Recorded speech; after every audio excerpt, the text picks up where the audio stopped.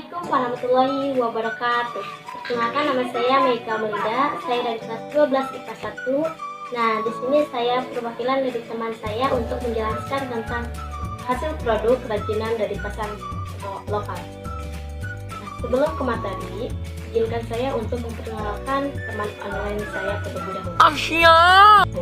Dimulai dari Sulis Silawati, dan saya pribadi ada Samsudin, dan juga ada Anissa Cahya Kamila, ada Salma Jahra, dan juga Alia Dewi Cahya. Oke, wira usaha produk kerajinan untuk pasar lokal. Nah, sebelum ke materi, di sini ada peta konsep dari hasil produk kerajinan tersebut. Ada perancangan usaha keterangan wira usaha, ada perencanaan produk kerajinan, ada perhitungan harga jual produk, ada media pemasaran produk, dan terakhir ada penjualan sistem produk. Oke. Nah, di sini ada hukum ekonomi dasar. Hukum ekonomi dasar menjelaskan bahwa terdapat hubungan antara ketersediaan barang di pasar atau supply dengan permintaan pembeli. Titik temu antara permintaan dan pengembalian adalah penetapan harga jual produk. Penetapan harga jual produk ketersediaan barang yang melebihi permintaan pembeli akan menurunkan harga barang. Sebaliknya, ketersediaan barang yang lebih rendah daripada permintaan pembeli dapat menyebabkan harga barang menjadi tinggi. Oke, lanjut. Di sini ada produk kerajinan. Produk kerajinan memanfaatkan keterampilan tangan. Proses pengerjaan produk kerajinan membutuhkan waktu yang lama. Industri kerajinan hanya dapat menghasilkan jumlah barang yang terbatas dalam rentang waktu yang tertentu. Jadi berbeda dengan industri memaksurkan yang mampu menghasilkan produk dalam hasil jumlah yang besar dalam waktu yang singkat. Next. Nah, di sini ada 6 sumber daya manusia. Yang pertama ada man. Man itu adalah manusia. Manusia merupakan sumber daya yang sangat penting dalam mewujudkan tujuan suatu perusahaan. Nah, yang kedua ada money. Kalian pasti tahu, money itu adalah uang. Nah, merupakan penggerakan yang mendukung kegiatan dari perusahaan. Yang ketiga adalah material, yang berkaitan dengan fisik, yaitu bahan-bahan yang diproses oleh perusahaan.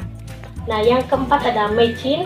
Machine berkaitan dengan teknologi yang digunakan perusahaan dalam mengelola material. Dan yang kelima ada method, berkaitan dengan cara mengatur kinerja perusahaan agar tepat waktu dan tepat guna. Yang terakhir adalah market. Market berkaitan dengan pasar, yaitu tentang tempat perusahaan menjadi produknya.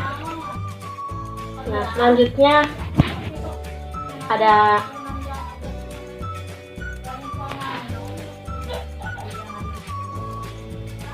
riset pasar. Adalah fungsi yang menghubungkan konsumen, pelanggan, dan masyarakat dengan pemasaran melalui informasi. Informasi yang digunakan untuk mengidentifikasi dan mengidentifikasi peluang dan masalah pemasaran, menghasilkan, memperbaiki, dan mengevaluasi tindakan pemasaran atau memantau kinerja pemasaran, dan juga untuk meningkatkan pemahaman pemasaran sebagai suatu proses. Oke, next. Selanjutnya ada gelombang ekonomi kreatif. Yang pertama adalah periklanan, yang kedua arsitektur, yang ketiga pasar barang seni, yang keempat ada kerajinan, yang kelima ada desain, yang keenam fashion, yang ketujuh ada video, film, fotografi, dan yang kedelapan adalah pemain interaktif, yang kesembilan ada musik, yang ke-10 seni pertunjukan. Nah, yang ke-11 ada penerbitan dan percetakan, yang ke-12 layanan komputer, yang ke-13 ada televisi dan radio, yang ke-14 ada riset dan pengembangan. Oke, selanjutnya ada tahapan wirausaha. Nah, di tahapan wirausaha ini ada 3 tahapan. Yang pertama adalah pembentukan organisasi dan pembagian tugas, menetapkan target dan strategi, membuat jadwal kegiatan, menetapkan biaya produksi. Nah, yang kedua adalah tahap memproduksikan produk, lalu melakukan quality control, melakukan pengemasan, promosi, penjualan, dan distribusi. Nah, yang ketiga ada evaluasi kinerja dan keuangan, penyusunan laporan evaluasi.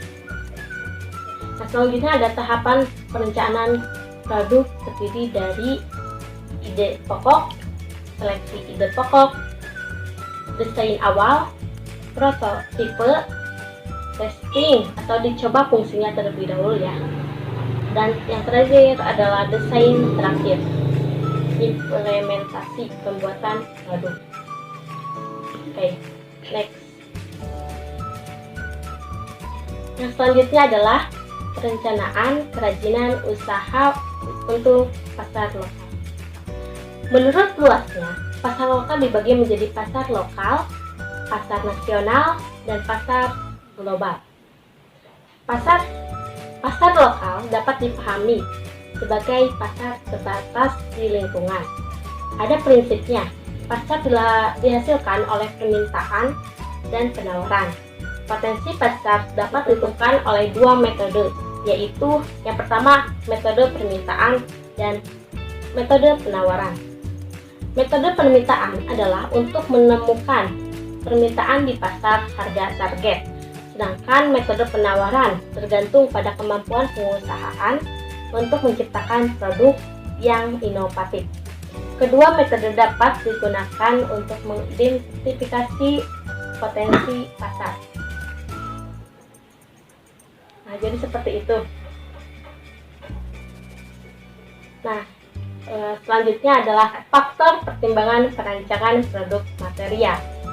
Bahwa perencanaan produk merupakan pengolahan terhadap faktor-faktor produksi peralatan sehingga dapat proses produksi, modal, dan peralatan sehingga dalam proses produksi suatu barang dapat dilaksanakan sesuai dengan tujuan yang ditetapkan, baik itu mengenai suatu barang maupun jumlah dalam dan waktu yang telah ditentukan.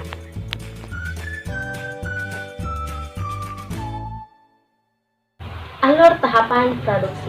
Yang pertama ada limbah, yang kedua pembahanan, yang ketiga pembentukan, yang perakitan, finishing, dan yang terakhir adalah produk. Oke.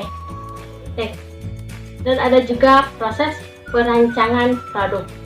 Itu ada 7. Yang pertama yaitu rancangan pendahuluan, yang proses pengembangan ide-ide baik dari pasar maupun teknologi. Yang kedua, mengidentifikasi mana ide yang terbaik. Jadi memilih-milih dulu. Yang ketiga ada merancang prototipe, yaitu bentuk tiruan yang menyerupai produk akhir. Yang keempat adalah melakukan pengujian pasar terhadap prototipe. Yang kelima adalah melakukan produksi awal.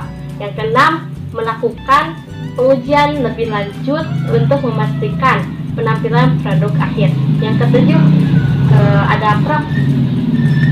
yang terakhir adalah proses produksi. Nah, next.